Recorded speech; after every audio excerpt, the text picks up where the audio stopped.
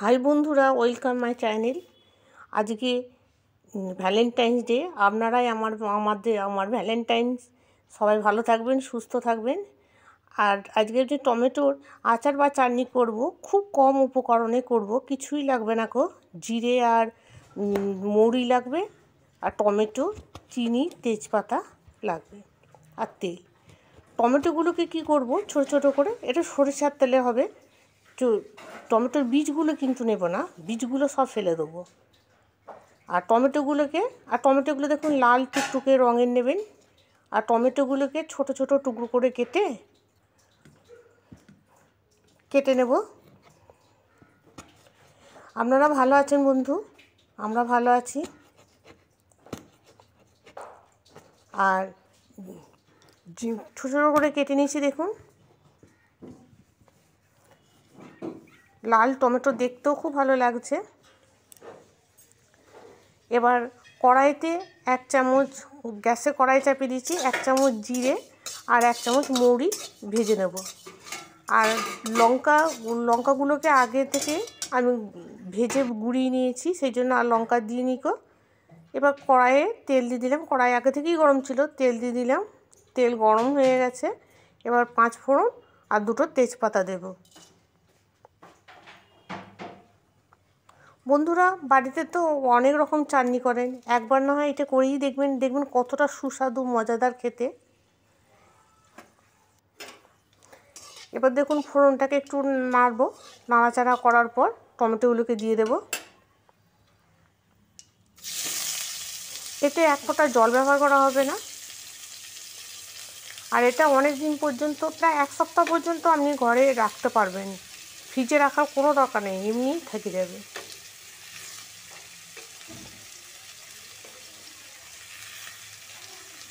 টমেটোটা একটু নাড়াচাড়া করার পর 1 চামচ হলুদ দিয়ে দেব।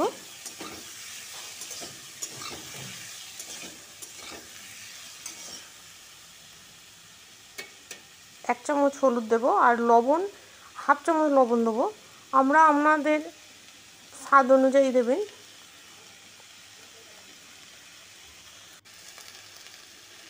আমি এখানে 1/2 চামচ লবণ দিচ্ছি। আপনারা যদি বেশি লবণ খেতে চান তাহলে একটু বেশি দেবেন, না দেয় ভালো, 1/2 চামচ দিলেই হয়ে যাবে।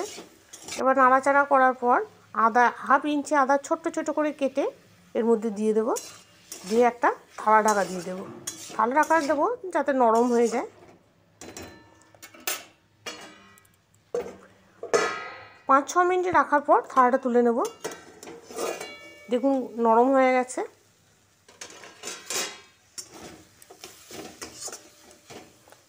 এবার এর মধ্যে গুড় দিলাম, এই কারণেই, শীতকাল বলে আমি গুড় দিলাম। ননিল গুড় দিয়েছি, আপনারা নাও দিতে পারেন। আর ছোট্ট এক বাটি চিনি দিয়েছি। ননিল গুড়টা দিলে খুব সুন্দর গন্ধ বেরোয়। আমরা দিতেও পারেন, নাও দিতে পারেন। একটু নাড়াচাড়া করার পরই চিনিটা আর গুড়টা গলে যাবে। তখন আমি দেখুন চিনি আর গুড় গলে গেছে, কি সুন্দর রঙ এসছে।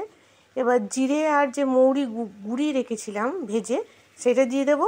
আর তার সঙ্গে চিলি ফ্লেক্সও খানিকটা দিয়ে দেবো। এটা খুব একটা ঝাল হবে না, একটু মিষ্টি মিষ্টি হবে, সেই অনুযায়ী দেবেন। আর আপনারা যদি ঝাল পছন্দ করেন তাহলে একটু বেশি ঝাল দেবেন। এটা হয়ে এসছে। এবার তেজপাতা 2টো ফেলে দেবো, কারণ তেজপাতা 2টো মুখে লাগবে, তো ওই জন্য ফেলে দেবো। এরপরে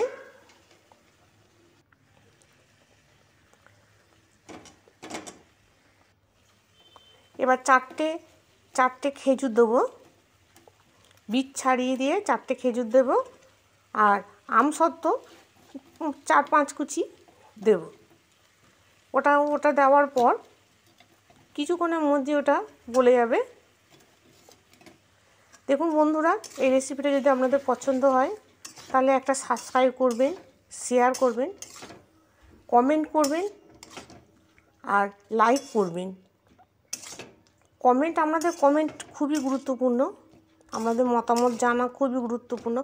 আর আমরা যদি কুলের আচার বা চালতার আচার বা এরকম অন্য কোনো আচার দেখতে চান, আমাকে রেসিপি জানতে চান, কমেন্ট করে জানাবেন, অবশ্যই জানাবো। আপনারা ভালো থাকবেন, সুস্থ থাকবেন বন্ধুরা। দেখুন এরমভাবে কত সুন্দর এসেছে। এটা যদি পাতলা করেন তাহলে পরে চাটনি হয়ে যাবে, বিরিয়ানি, ফ্রায়েড রাইস, রুটির সাথে তো খুবই ভালো হয়। আর যদি ঘন করেন তাহলে আচার হয়ে যাবে। এটা আপনি 1 সপ্তাহ পর্যন্ত রাখতে পারবেন, কোনো অসুবিধা হবে না তো। আর খেতে খুবই মজাদার। দেখুন কত সুন্দর লাগছে। নমস্কার, ভালো থাকবেন, সুস্থ থাকবেন। বাড়িতে অবশ্যই একবার করবেন।